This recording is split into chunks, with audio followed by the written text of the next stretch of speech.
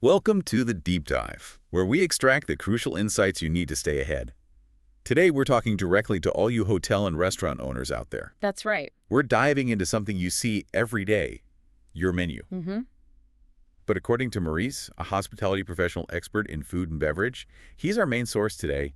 That menu isn't just a list. Not at all. He sees it as a surprisingly potent tool for boosting your revenue. Exactly.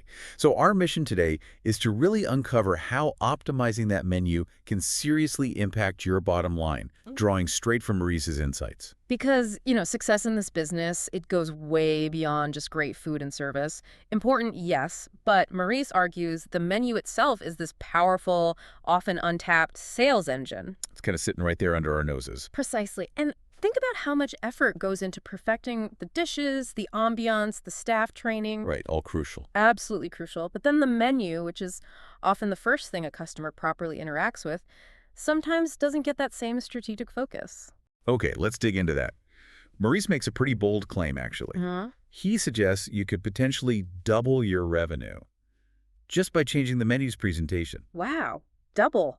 Just the presentation. Yeah, not the food, not the prices, just how the menu looks and feels. It almost sounds too simple. Well, let's unpack that. Maurice points to something fascinating about how customers behave. Okay. They typically spend, get this, less than 2 minutes actually scanning the menu. 2 minutes. That's it. That's it. But, and here's the kicker, those brief moments influence a massive 80% of their purchase decisions. 80%. From a 2-minute glance, that's disproportionate. Hugely. So the question Maurice poses is, how do you make those 120 seconds count? Really count? And according to him, it starts with the absolute basics. Yeah. Making it easy to read. Seems obvious, but maybe not always done well. He talks about clear, simple fonts, a decent size, thinking about all your customers. good contrast too, right? Text against the background no one wants to struggle to see. Exactly. If it's hard work visually, it creates friction. That's mental energy they could be using to, decide on ordering more. That's a really interesting way to put it. How many sales are lost just because the menu is, visually exhausting? Mm-hmm. Then there's structure. Marie says keep it logical. Appetizers, mains, desserts, the classics.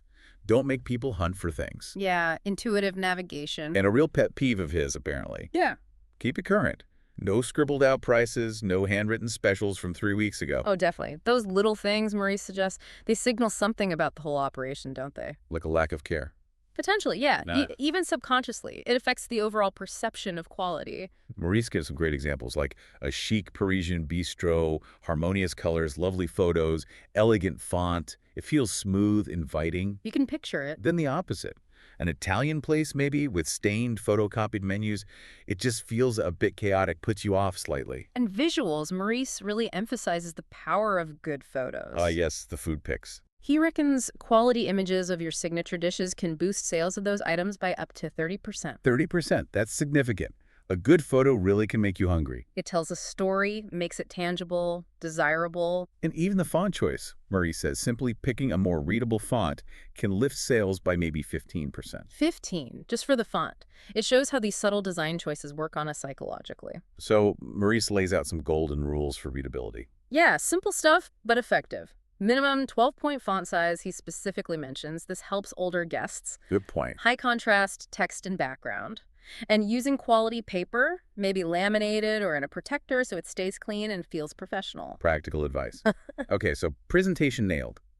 But Maurice says that's just the start. You also need clear policies around the menu. Exactly. A great design draws them in, but clear policies build trust and make the whole experience smoother. This is about anticipating needs. Like kids' menus. He brings that up specifically. Mm-hmm.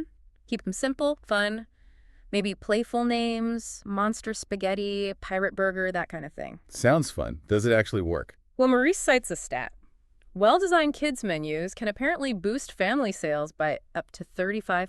35%. Because happy kids mean Relaxed parents who maybe stay longer, order dessert, another drink. It makes total sense. You're catering to the whole group. He also mentioned something seemingly basic.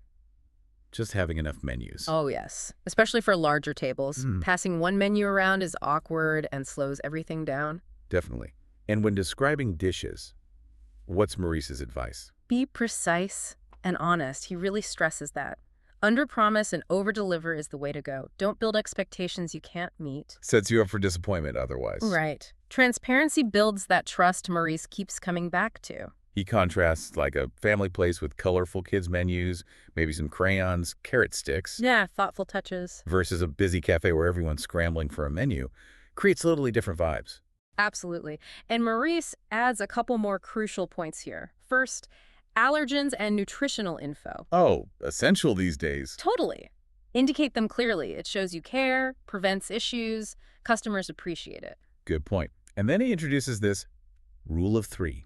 Sounds intriguing. Ah, yes. This is quite clever psychologically. Tell me more. So Maurice suggests offering, say, 3 versions of a popular dish. You've got your standard classic version, Okay. then a premium version, maybe with a slightly better ingredient or larger portion, and then a luxe version. Luxe, like super fancy. Well, it's priced significantly higher. But crucially, Maurice says it might not be that much different in reality from the premium one. The premium option sits price-wise between the classic and the luxe. Okay, so what's the effect? The high price of the luxe makes the premium option look like really good value in comparison. It becomes the attractive middle ground. Ah, the decoy effect. Exactly. And Maurice claims this tactic can nudge up to 70% of customers towards that premium choice. 70% choose the middle. Apparently so. And the result, an increase in average spend per customer, maybe around 10%, he estimates. Same number of diners, more revenue. It's smart, creating that value sweet spot. Okay, presentation, policies. What's next on Maurice's list? Diversity. Offering options for everyone. Because, as he points out, diners today have really varied needs and expectations. You mean like vegetarians, vegans? Yep, but also people looking for lighter meals, healthier choices, maybe just smaller portions sometimes. Right, not everyone wants a huge meal every time. Exactly. And Maurice stresses if your menu doesn't reflect this diversity, you're potentially shutting the door on a lot of customers. So what kind of options does he suggest? Well, for vegetarians, think beyond just a basic salad. Offer proper, appealing dishes, veggie burgers, mushroom risotto, maybe a flavorful curry, real meals. Makes sense. Healthy choices too. Low-cal bowls, homemade soups, and reduced portions. Half portions. Yeah, or maybe specific smaller dishes. Great for lighter appetites or for people who want to try a couple of things.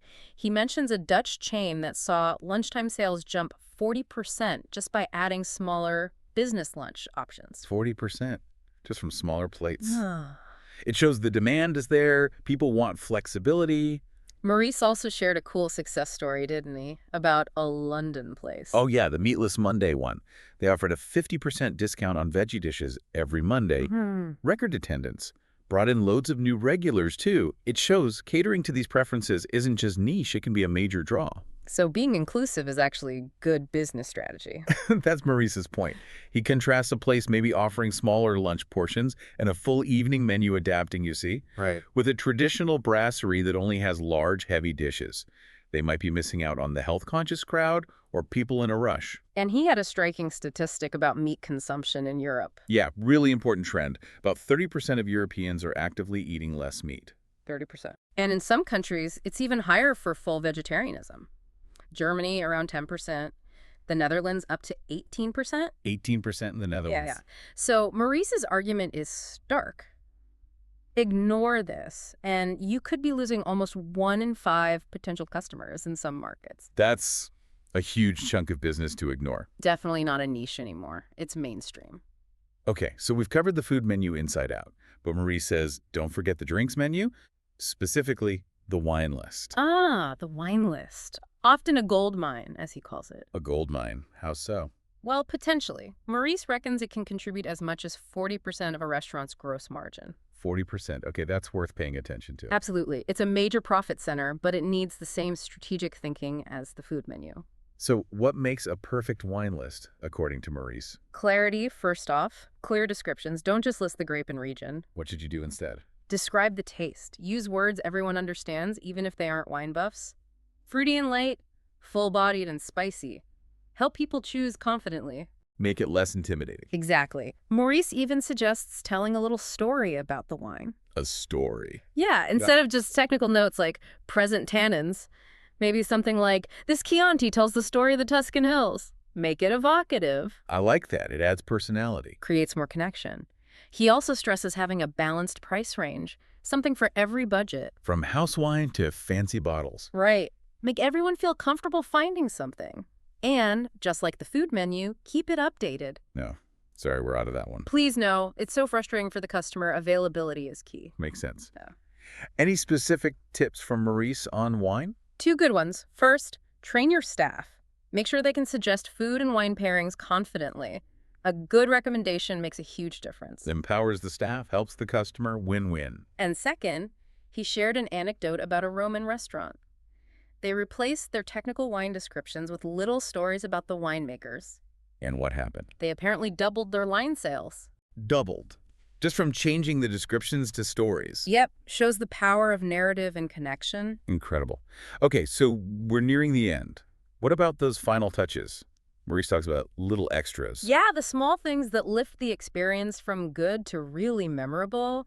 The details that show you're thinking about everyone. He shared some stats about Europe that were quite eye-opening. Like 15% of the population having some kind of visual or auditory impairment. 15%. And 25% of tourists speaking only their native language. Right. That's a lot of people you could be unintentionally excluding if you're not careful. So what does Maurice suggest for that magic touch? Think about accessible menus. Maybe Braille versions or offering menus in key foreign languages for your tourist market. It's a simple way to be welcoming. That makes a big difference. He also says get inventive with desserts. Don't just have the standard options. Offer something unique, a twist on a classic, maybe a deconstructed version. Make dessert an event. Exactly. And extend healthy options here too. Sugar-free desserts, gluten-free treats. Cater to those dietary needs right to the end. Good point. He contrasts a Belgian place doing this well. Right. Menus in multiple languages, creative dessert section. With a place just offering, say, a standard chocolate cake and nothing else. The difference in thoughtfulness is clear. One feels inclusive, the other less so. And Maurice had a fun fact about desserts, too. He did. Apparently 70% of customers decide whether or not to order dessert based on how originally it's presented. 70%. So presentation matters right to the very last course. It absolutely does. A little creativity there can really boost those final sales. So let's wrap this up. Maurice's core message, for all you owners and managers listening, seems really clear. That menu. It's so much more than just information. It's a dynamic tool. A secret weapon, he calls it. Absolutely. A weapon for attracting guests and seriously increasing your revenue. By focusing on that presentation, making it clear, appealing. Offering diverse options for today's varied needs. Adding those thoughtful personal touches. You turn a simple menu into a powerful part of the whole dining experience. And that, as Maurice highlights, directly impacts your bottom line. So the call to action is pretty straightforward, isn't it? Yeah. Take a really fresh, critical look at your current menu. Use these insights from Maurice. Ask yourself, is it truly working as hard as it could be for your business? And maybe the final thought to leave you with, building on Maurice's ideas. Beyond the obvious food and service, what are the unique secret weapons already hiding within your menu? And how can you unlock their full potential to craft that perfect, profitable experience for every single guest?